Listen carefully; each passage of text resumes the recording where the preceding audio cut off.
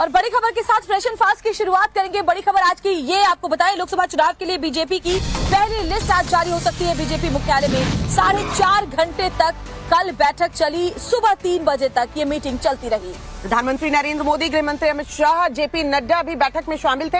योगी आदित्यनाथ समेत कई राज्यों के मुख्यमंत्री भी मौजूद थे। बीजेपी के कई सीनियर लीडर्स ने इस सीईसी की बैठक में शिरकत की है और आज ऐसी खबर मिल रही है कि पहली लिस्ट बीजेपी की तरफ से जारी की जा सकती है, जिसमें उत्तर प्रदेश की कई सीटें होंगी। प्रधानमंत्री नरेंद्र मोदी का भी नाम उसमें हो सकता है। तो लोकसभा चुनाव के लिए बीजेपी की पहली लिस्ट आ जाएगी, ये सूत्रों के मुताबिक बड़ी खबर सामने आ रही है।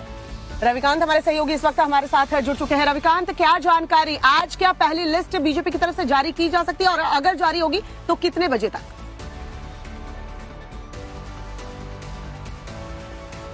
देखिए श्वेता, कल देर रात लगभग 3:30 बजे तक प्रधानमंत्री नरेंद्र मोदी की अध्यक्षता में केंद्रीय चुनाव समिति की बैठक चली है। लगभग 16 राज्यों के सीसी के मेंबर्स जो है इस बैठक में मौजूद थे और जानकारी यही मिल रही है कि जो पहली लिस्ट भारतीय जनता पार्टी की आएगी वो लगभग 100 से 150 उम्मीदवारों के नामों का ऐलान जो है वो भारतीय जनता पार्टी कर सकती है।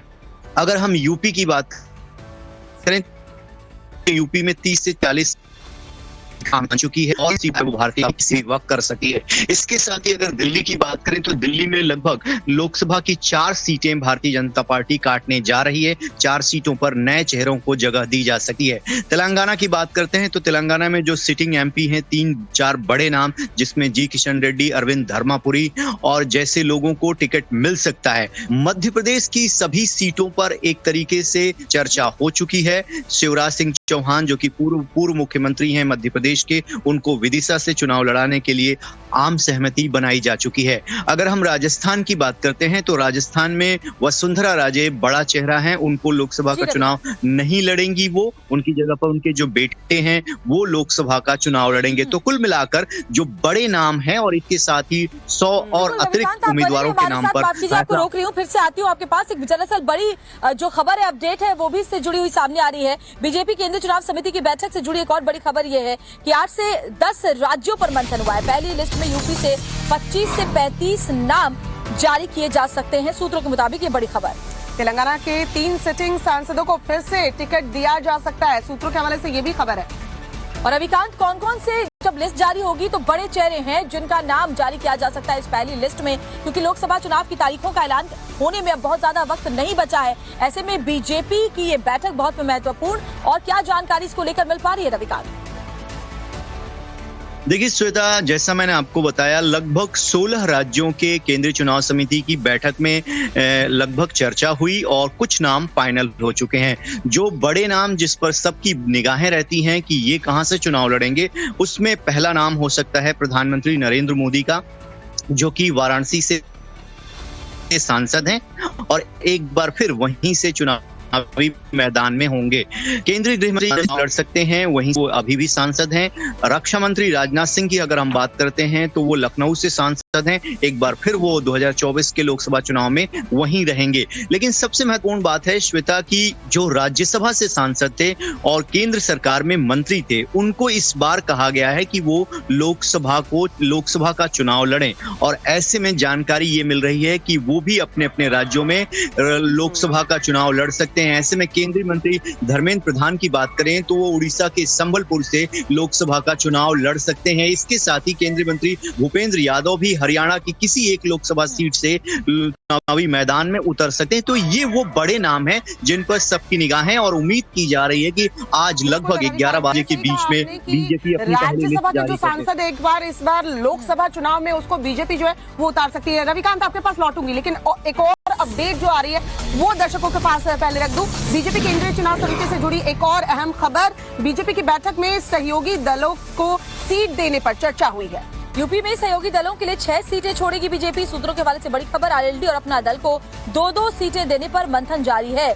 वहीं सुभासपा और निषाद पार्टी को 1-1 सीट देने पर चर्चा की गई है। आपको रिपोर्ट दिखा दें हमारे सहयोगी की। लोकसभा चुनाव 2024 के लिए भारतीय जनता पार्टी की पहली केंद्रीय चुनाव समिति की बैठक हुई। ये बैठक लगभग 11 बजे रात को प्रारंभ हुई और लगभग 4.5 घंटे, लगभग 3:30 बजे रात तक ये बैठक चली। इस बैठक में लगभग 100 से 140 सीटों पर मंथन हुआ है। उत्तर प्रदेश जैसे बड़े राज्य, मध्य प्रदेश, केरल, तेलंगाना, उत्तराखंड, गोवा, आसाम जैसे कई राज्यों पर चर्चा हुई। लगभग 18 राज्य और 3 केंद्र शासित प्रदेशों की जो लोकसभा सीटें हैं उनको लेकर मंथन हुआ है। जो सूत्रों द्वारा जानकारी मिल रही है कि जो पहली लिस्ट है वो बहुत जल्द आ जाएगी। और दूसरी सबसे बड़ी बात यह है कि इसमें कई वीआईपी लोग जैसे कि प्रधानमंत्री, गृह मंत्री अमित शाह और राजनाथ जैसे बड़े जो लीडर्स हैं, कैबिनेट मिनिस्टर्स हैं, उनकी इसमें नाम रहेंगे। साथ ही ये जो लिस्ट आने वाली है बीजेपी की पहली, इसमें दूसरे नंबर पर जो राज्यसभा के तमाम केंद्रीय मंत्री थे, सदस्य थे, जिनकी राज्यसभा की सदस्यता खत्म हो चुकी है, उन लोगों को लोकसभा चुनाव लड़ाया जा सकता है, उनके नाम हो सकते हैं। और साथ ही पिछली बार 2019 में जो भारतीय जनता पार्टी जिन सीटों पर हार गई थी, उन सीटों पर चर्चा हुई है। कुल मिलाकर लगभग 100 से 140 नामों पर सहमति बन चुकी है। जिन राज्यों की सहमति नहीं बनी है उन राज्यों के लिए एक बार फिर से केंद्रीय चुनाव समिति की बैठक होगी। लेकिन कई जगहों पर लगभग 50%, जैसे कि असम में लगभग 50% नए चेहरों को तवज्जो दी जा सकती है। वैसे ही ओवरऑल यदि देखा जाए तो लगभग 30% ऐसे लोग होंगे जिनकी टिकट काटे जाएंगे और नए लोगों को मौका मिल सकता है। और रविकांत हमारे साथ जुड़े हुए हैं। रविकांत, आपकी रिपोर्ट हमने दर्शकों को दिखाई, जरा बताइए उत्तर प्रदेश में वो कौन कौन सी सीटें हो सकती हैं जो सहयोगी दलों को दी जा सकती हैं?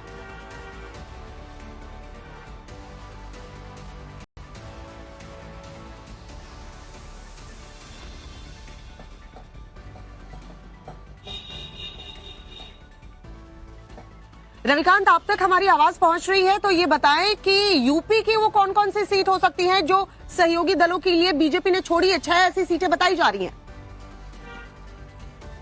देखिए, अगर सहयोगी दलों की बात करें तो खास तौर पर अगर हम अपना दल की बात करते हैं, पूर्व से अनुप्रिया पटेल भारत सरकार में हैं, वो सीट जो है वो सहयोगी दल को जाएगी। इसके साथ ही ओम प्रकाश राजभर जो हैं वो 2 सीटें मांग रहे हैं, लेकिन आपकी आवाज बहुत साफ नहीं आ पा रही हम तक। जी जी बिल्कुल, आपकी रिपोर्ट हमने दिखाई। और देखिए, आज जो पहली लिस्ट भारतीय जनता पार्टी की जारी हो सकती है। श्वेता, बहुत बहुत शुक्रिया। रविकांत, आपको दिखाते हैं राजनीति की दुनिया से बड़ी खबरें सिर्फ 1 मिनट के अंदर। उत्तर प्रदेश में आने वाले दिनों में योगी मंत्रिमंडल के विस्तार की खबर है। सूत्रों के हवाले से खबर है कि अगले 4 से 5 दिनों में योगी कैबिनेट का विस्तार हो सकता है, जिसमें आरएलडी के 2 विधायक, सुभासपा और बीजेपी के 1-1 विधायक को मंत्री बनाया जा सकता है। हिमाचल प्रदेश में सियासी उठापटक जारी है। मुख्यमंत्री सुखविंदर सिंह सुक्खू ने बीजेपी पर सरकार गिराने के लिए साजिश रचने का आरोप लगाया है, जिस पर पूर्व सीएम और बीजेपी नेता जयराम ठाकुर ने पलटवार किया है। जयराम ठाकुर ने कहा कि जिस दिन कोशिश करेंगे उस दिन सुक्खू सरकार गिर जाएगी।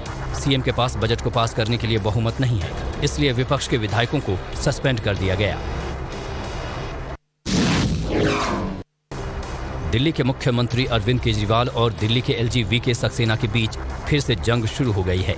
दिल्ली विधानसभा में एलजी पर जो विवादित टिप्पणी हुई थी, उसी को लेकर उपराज्यपाल ने सीएम केजरीवाल को चिट्ठी लिखी है। खत में आपत्तिजनक बयानों पर आपत्ति जताई है। साथ ही उनकी पार्टी के नेताओं और केजरीवाल को उनके बयानों की याद दिलाई है। महाराष्ट्र में राजनीतिक हलचल फिर से तेज हो गई है।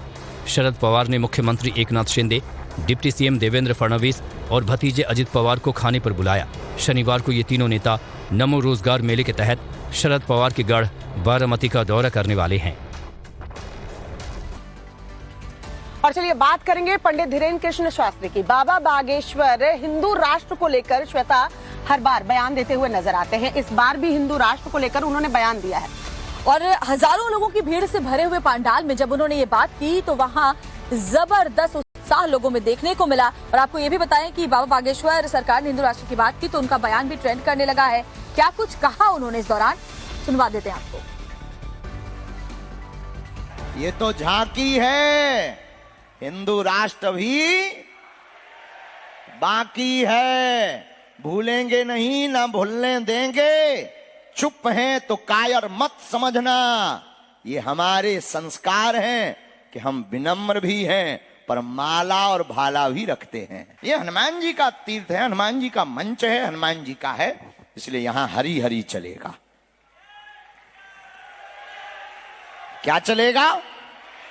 हरी हरी, हरा नहीं चलेगा, हरी हरी चलेगा। हरा बुध का रंग है, कोई बुरा ना मानना। हरे कलर से हमें दिक्कत नहीं है, हरा बुध का कलर है। अब भाई किसी को अगर दिक्कत हो, उसकी बेचारे की टेंशन है, बुरा ना मानने। एक बात बोलें, अगर ये संत नहीं होते ना, आज जो भारत का तिरंगा चांद पे लहरा रहा ना, चांद पर भारत का तिरंगा लहरा रहा, अगर ये भारत के संत नहीं होते तो तिरंगे में चांद लहराता। हमें मंदिरों में भीड़, सड़कों पर तूफान चाहिए, राम राज्य से भरा हमें हिंदुस्तान चाहिए। जम्मू कश्मीर के श्रीनगर में गुरुवार को बताया जा रहा है रात को आग लगी तो पूरे शहर में हड़कंप मच गया। बताया जा रहा है किस तरीके से एक 2 मंजिला इमारत में आग लगी और आग ने देखते ही देखते दूसरे घरों को भी अपनी चपेट में ले लिया। दमकल विभाग को इसकी खबर मिली, गाड़ियां वहां पर पहुंची, लेकिन जब तक फायर ब्रिगेड की गाड़ियां वहां पहुंच पाती तब तक बहुत देर हो चुकी थी। देखिए आप। एक घर में भयावह आग लगी है। आग इतनी भयंकर है कि लपटें घर की छत तक पहुंच गई हैं। धूप अंधेरे में भी धुएं का गुबार देखा जा सकता है। दिल दहला देने वाली आग हादसे की ये तस्वीरें जम्मू कश्मीर के श्रीनगर से सामने आई हैं, जहां नवा कदल के जमालता इलाके में आग लगी तो हर तरफ हड़कंप मच गया। आसपास रहने वाले लोग अपने अपने घरों से बाहर नजर आए, क्योंकि आग ने आसपास के तीनों घरों को भी अपनी आगोश में ले लिया। इस भयावह अग्निकांड में एक शख्स की भी मौत की खबर सामने आई है। दरअसल जिस घर में आग लगी थी उसके मकान मालिक धुएं की वजह से घर में बेहोश हो गए थे, जिन्हें डॉक्टर्स ने बाद में मृत घोषित कर दिया। ये आग कितनी भीषण थी इसका अंदाजा आप सामने आई तस्वीरों को देखकर भी साफ तौर पर लगा सकते हैं, जहां आपको आग की ऊंची ऊंची लपटें नजर आएंगी। इन लपटों को कई किलोमीटर दूर से भी साफ तौर पर देखा गया। हालांकि आग की जानकारी जैसे ही दमकल विभाग को लगी तो फायर ब्रिगेड की कई गाड़ियां मौके पर पहुंची और आग को बुझाने की कोशिश में जुट गई।